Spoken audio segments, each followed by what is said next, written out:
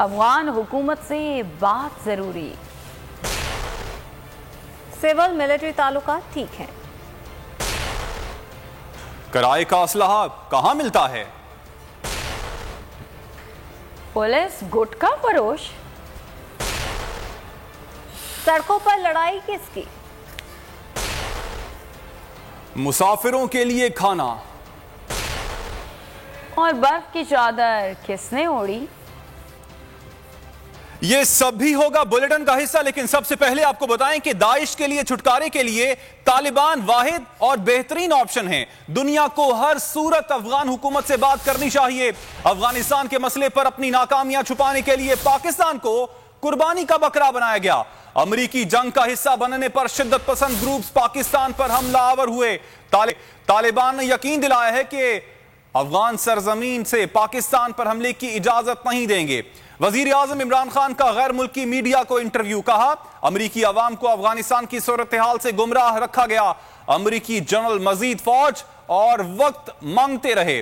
کشمیر کو اقوام متحدہ نے متنازع علاقہ تسلیم کیا، لیکن دنیا پاکستان کے قومی مفاد کا مسئلہ سمجھتی ہے۔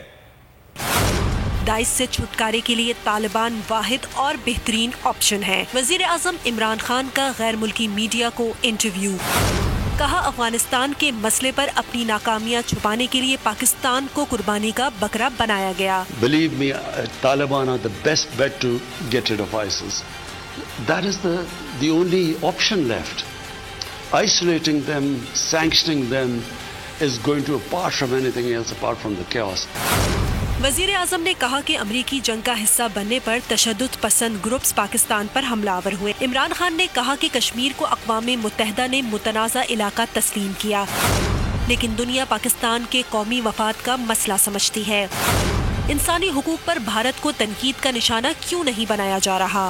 They have over 100,000 Kashmiris have died since 1989.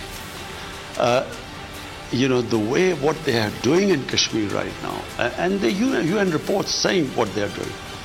Not one word of criticism in India.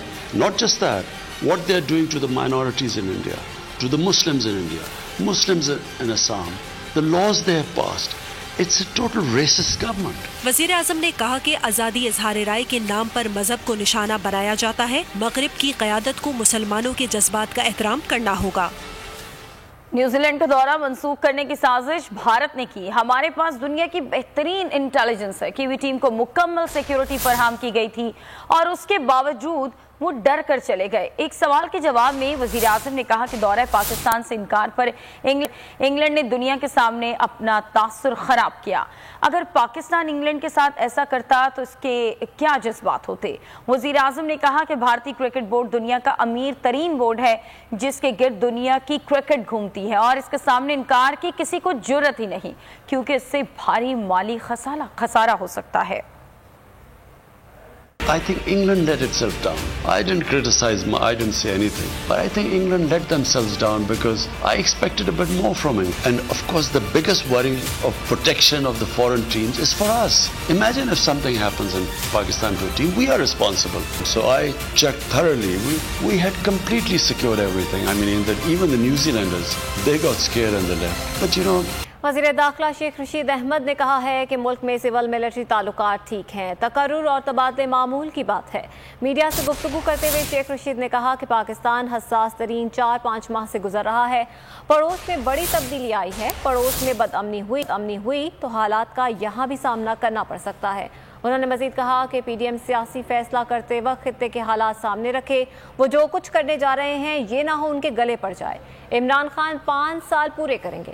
انہوں نے بتایا کہ ڈالر ہولڈنگ پر 88 افراد کو گرفتار کیا گیا، 48 کے خلاف ایف آئی آر درج کی گئی۔ ڈالر کی خرید و فروخت کرنے والی 5 کمپنیز کے آڈٹ کا فیصلہ کیا گیا ہے۔ سول ملٹری ریلیشن پہ یا ان کے ہمارے اسپوکس پرسن ہے فواد چودھری صاحب یا پرویز خٹک جواب دے سکتے ہیں، باقی سب ٹھیک ہے انشاءاللہ تعالی۔ جو ٹرانسفرز ہوتی ہیں وہ معمول کے مطابق ہوتی ہیں، اور پی ڈی ایم سیاسی طور پر جو بھی فیصلہ کرنے جا رہی ہے وہ اس خطے کے حالات کو سامنے رکھے۔ الیکشن میں 20-22 مہینے رہ گئے ہیں اور آخری 6 مہینے ویسے نکال دیں، اور اب وہ جو کچھ کرنے جا رہے ہیں یہ نہ ہو کہ ان کے گلے پڑ جائے اور یہ میں اپوزیشن سے بھی عرض کرنا چاہتا ہوں، پاکستان اپنی زندگی کے حساس ترین 3-4 مہینوں سے گزر رہا ہے. ہمارے پڑوس میں ایک بڑی تبدیلی آئی ہے اور اس کا بیک فائر کیسے ہوتا ہے اور اس کے اثرات پاکستان میں کیا پڑتے ہیں. وہاں سکون ہوگا تو یہاں سکون ہوگا، وہاں اگر کچھ بدامنی کے حالات ہوئے تو ہمیں وہ بھی فیس کرنا پڑے. 88 افراد کو گرفتار کیا ہے ڈالر ہولڈنگ میں، اور سب سے بڑی خبر یہ ہے کہ 5 پاکستان کی بڑی کمپنیوں کا جو ڈالرز کو ڈیل کرتے ہیں ایکسچینج کو، ان کا آڈٹ کرنے کا فیصلہ کیا ہے.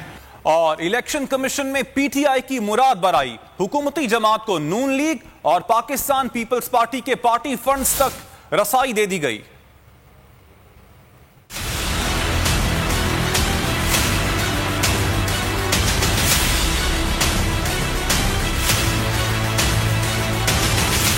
فیصلہ حکومتی جماعت کے حق میں آیا، پی ٹی آئی کی سن لی گئی. الیکشن کمیشن میں مسلم لیگ نون اور Pakistan Peoples Party foreign funding case پر سماعت ہوئی. الیکشن کمیشن نے وزیر مملکت فاروق حبیب کی درخواست منظور کرتے ہوئے پی ٹی آئی کو مسلم لیگ نون اور پیپلز پارٹی کے پارٹی فنڈنگ ریکارڈ تک رسائی دے دی.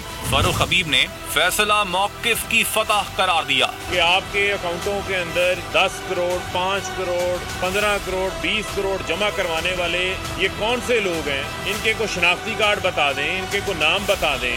لیکن نہ پیپلز پارٹی کے پاس کوئی ریکارڈ تھا، نہ پی ایم ایل این کے پاس کوئی ریکارڈ تھا. اور آج پیپلز پارٹی اور نون لیگ اسی گڑھے کے اندر گرے ہوئے ہیں جہاں وہ پی ٹی آئی کو گرانا چاہتے تھے. واضح رہے کہ فارن فنڈنگ کی جانچ پڑتال کے لیے پی ٹی آئی نے مسلم لیگ نون اور پی پی کے پارٹی فنڈ تک رسائی مانگی تھی، جسے الیکشن کمیشن نے منظور کر لیا. اور احتساب عدالت اسلام آباد میں نیب ترمیمی آرڈیننس کے تحت ضمانت کی پہلی درخواست دائر کر دی گئی. مزارباز اسکینڈل کے ملزم محمد عبداللہ نے ضمانت بعد از گرفتاری کی درخواست کی. موقف اپنایا، مزید قید میں رکھنا بلا وجہ سزا دینے جیسا ہوگا.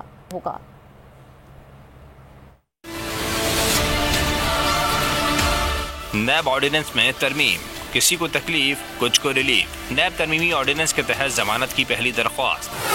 مسارباز اسکینڈل کے ملزم نے احتساب عدالت اسلام آباد میں درخواست دائر کر دی. درخواست گزار نے موقف اپنایا، مدرسہ چلاتا تھا، کسی عوامی عہدے پر نہیں رہا. سیکشن 4 کے مطابق نیب آرڈیننس کا درخواست گزار پر اطلاق نہیں ہوتا.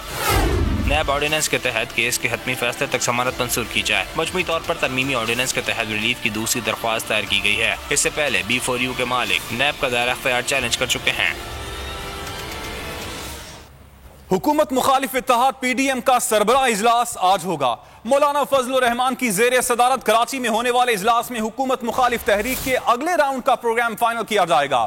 مہنگائی، نیب آرڈیننس اور انتخابی اصلاحات کے معاملے پر مشترکہ حکمت عملی طے کی جائے گی.